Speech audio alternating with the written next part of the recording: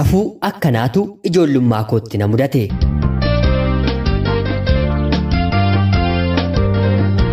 Yeroodhaaf maqaa koo fi bakka dhaloota koo isinitti himachuun barbaadu. Seenaan koo maatii hundumaaf barumsa waan ta'uuf garuu isiniif qooduudhaaf fedha godhadheera. Ani maatii hiyyeessaarraan dhaladhe. Maatiin koos ijoollee hedduu qabu. Hundi keenyis kan nuyi waliin bullu bakka tokko ture.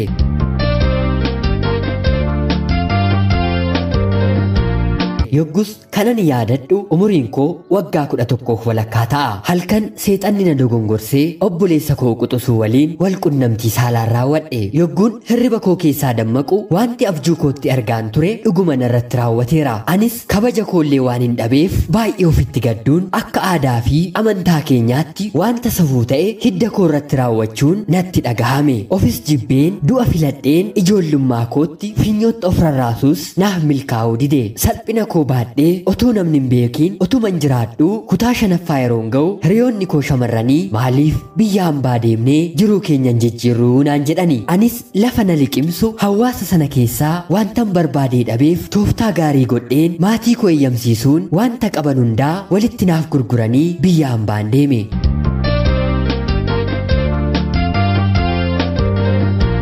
Akki carraa ta'ee bakki jalqaba nagahe gaarii waan naan turreef hiriyoota koo waliin alaa dalagadhee jiraachuun eegale. Otuman haala kanaan jiruus dargaggeessi tokko gaaffii jaalalaa naaf dhiyeessuun otuu hedduun turiin na fuudhuu barbaadee maatii kootti ergate. Maatiin koos tole jedhanii isaaf eeyyamanii niikaan naaf hidhamee gaa'illis godhamee guyyaa cidhaa sana abbaan manaan kiyyaa kabajni kee eessa jiraa jedhee na gaafate. Yaa madaa jiruu koo yoomuma na dhiistaa jedheen utuun gadduu humnaan na gudeedee dallaa laatu finfinneetti narraa fudhateen jedhe. Haa ta'uutii garuu yeroof amansiisus bultiin kiyya kuni ji'a 2 turre. Walii galuu dadhabnee kan isheen gargar baate. Sababa inni itti na hiike ofii kana jedheen dubbatachuu baadhus dhimmi ijoon garuu durbummaa dhabuu kooti. Maatii kootti deebi'een otuman haala kanaan jiraachaa jiruu ammas namoonni hedduun anaan nakaa dhimmachuuf jaarsa ergatanis fedhii waan hin qabneef heerumuus nan jibbe. Haa ta'uutii garuu hiriyoonni kiyyaa silaa dhaabiitti hin haftu deemiitii heerumii hiree kee hin beektuu jechuun yoo na gorsan anis keessa koo amansiisee dhiirota danuutiin taphachuun eegale.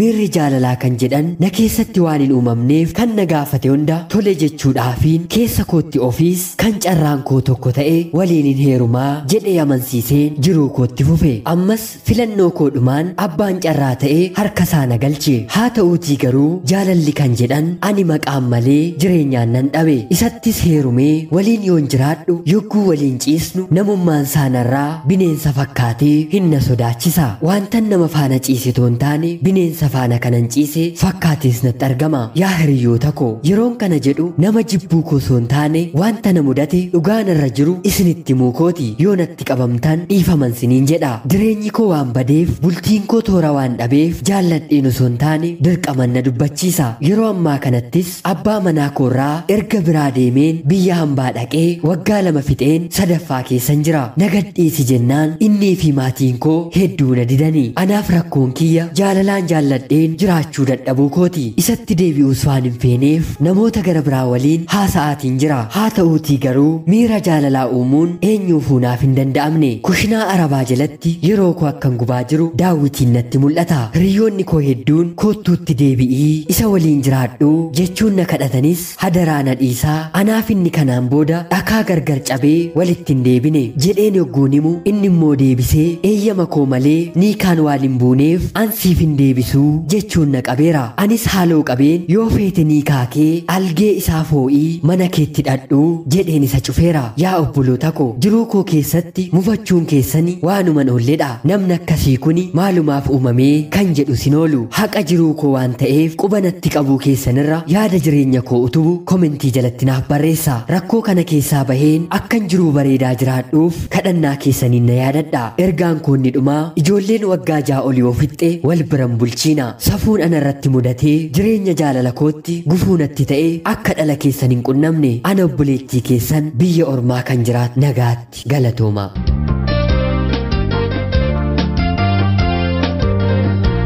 Ashamaa akkam jirtu kabajamtootaaf hordoftoota qophii Oromiyaa 24 nagayaaf jaalallii tokkummaan bakka jirtan hundumaatti hunduma keessaniif yaa ta'ucha guyyaa irraas xalayaa obboleettiin keenyi biyya hambaarraa nuuf ergite isiniif dubbiseen hin ka'a akkasin irraa barattanii fi hubannoo cimaarraa argattan homaa shakkii tokkollee hin qabu obboleettii keenyas xalayaa kana nuuf erguu keetiif guddaa galatoomisiin jecha kabajamtootaaf hordoftoonni qophii Oromiyaa 24 haaluma isheen nu gaafatteen yaada jiruuf jireenyaa obboleettii keenyaa deeggaruu komentii jalatti akka qooddanii fi kabajaan isin gaafachaa anis tarii jiruuf jireenyaa isin dabarsitan xalayaa kanaan dura irratti dubbifaman irratti hundaa'een yaada dhuunfaa koo barreeffama kana irratti yeroo laadhu haala obboleettii keenya quunnameen umurii daa'imummaa waggaa 11 yookiin 12 gadiin haalli akkasiin uumamuunsaa baay'ee kan nama gaddisiisudha. Haa ta'uutis garuu jireenya akkasii obboleettiin keenyi qofaatti dubbattee haa baastu malee maatii hedduu keessa akka jiru homaa gaaffii kan namaaf ta'u miti. Haa ta'uutii garuu akka amantaa fi aadaa kamiittiyyuu safuu kan nama jechisiisudha. Kanaaf immoo nuyis guddannee gara fuulduraatti ijoollee waan godhannuuf tarii immoo ijoollees godhattanii kan jiraattan hedduun keessa waan jirtaniif wanti kun sirriitti xiyyeeffannoon irratti laatamee keessumaa ijoolleen umuriin isaanii waggaa 5 darbee jennaan saalli wal fakkaatu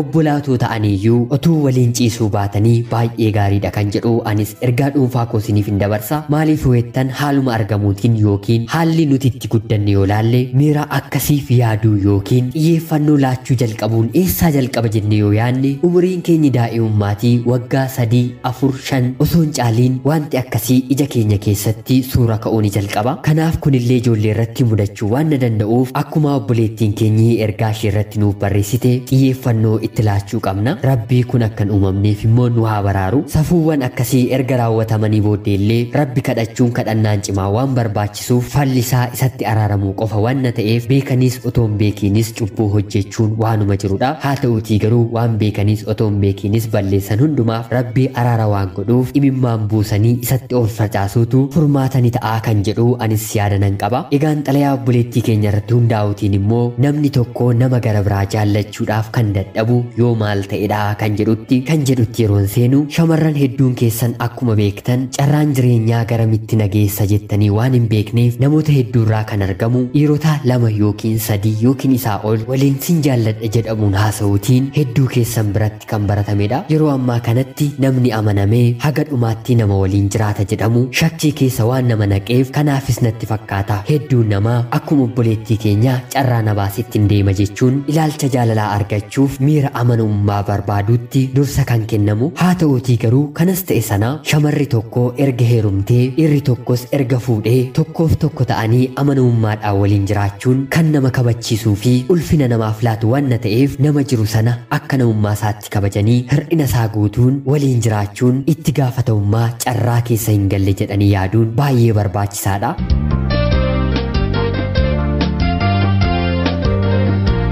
Kana ta'uu baatee garuu erga jireenya keessa seenamee ammas carraa gara biraa barbaachuuf nama gara biraa waliin haasona taanaan gonkumaa nama waliin jirru sana jaallachuu hin dandeenyu. Otuma daa'ima godhannee fi waliin jiraannillee kan nuyi jiraannu daa'ima sanaaf malee jaalala nuti walii keenyaaf waliin qabnuufidha jedhamuu hin danda'u. Yogguu ilaalamu namni hundinuu wanta namatti toluu fi wanta nama harkisu miira garaa rabbi kan badhaase of harkatti qaba. Haa ta'uutii garuu namni guutummaa guutuutti guutuu jedhamee dhalate addunyaa kanarra waan hin jirreef kan namni biraa qabutti gojoma'uun yookiin hawwanii jiraachuurra kan ofiitti gammadanii rabbitti naa guuti jechuun irratti kadhatanii yoo jiraatan fala dorgommii hin qabnedha jedheen isinitti himuun barbaada. Inni lammaffaan obboleettiin kiyya akka isan jaallanneef kan ishee taasise keessaa tokko isa kaleessa jireenya ishee irratti raawwate sana akka wanta darbeetti rabbiin dhiifama gaafattee lakkaa'u dhiisuu isheeti. Wanti darbe tokko takkaama waan darbeef deebi'uu hin danda'u. Beeknees otoo hin beekiin balleessuu dandeenya. Kanaaf rabbiin dhiifama gaafannee bultii jaalala keessa jiraannu keessatti kabajuu qabna malee isa kaleessa darbee deebi'uu hin dandeenyetti sammuu keenya qabsiisnee of dhiphisna taanaan jireenya keenya balleessina malee wanti dhufu hin jiru. Jireenya keessatti bultii ofii kabajuun hangafummaa waan ta'eef isa waliin jiraannu sanaaf dursa kennuu qabna. Tarii dhugaan gara biraan siitiin sodaachise dhimma kabaja kee ijoollummaatti dhabuu ta'uus ni danda'a. Haa ta'uutii garuu dubartiin hundinuu durbummaa isheetiin hin heerumne dhiirri hundinuus dhiirummaa isaatiin hin fuune. Atis jireenyi kee warra kana keessaa tokko waan na ta'eef sammuu kee amansiisii fuulduratti jiraadhu kan jedhu ergaa xumuraa siif hin qaba. Egaan kabajamtootaaf hordoftoonni qophii Oromiyaa 24 illee obboleettii keenya yaada utubuu fi jireenya ishee gara fuulduraatti fooyyessuu danda'u akka laattanii fi homaa shakkii tokko illee hin qabu. Namoonni chaanaalii keenyaaf haaraa taatan anaa dhufu sinin jenna. Kun Oromiyaa 24 guyyaa guyyaatiin xalayaa jaalalaa fi seenaa jireenyaa akkanumallee asoosama nama barsiisuuf bashannansiisuu danda'u isiniif qabattee dhiyaatti. Subscribe gochuun maatii keenya taatanii xalayaa jaalalaa yookiin seenaa jireenyaa nama barsiisuuf bashannansiisuu danda'u yoo qabaattan karaa lakkoofsa bilbilaa keenyaa Duwwaa 937 karaa teelegiraamii ergaa keessan nuuf erguun irratti hirmaachuu ni dandeessu. Nuyis ergaa keessan dabaree qabsiisnee qilleensarra ni oolchina. Laayikii fi sheer gochuun nu deeggaraa jechaa qopheessuuf qindeessuun hanga yoonaasin waliin kanan ture gammachiista shoomeen jedhama. Hanga yoonaatti waan na dhaggeeffattaniif guddaa galatooma. Bakka jirtan hundumaatti Rabbi nagaa sinaa godhu jechaa qophii gara biraatiin hanga walitti deebinutti nagaan tura. Warri kun! Hey! Warri kun! Warraan!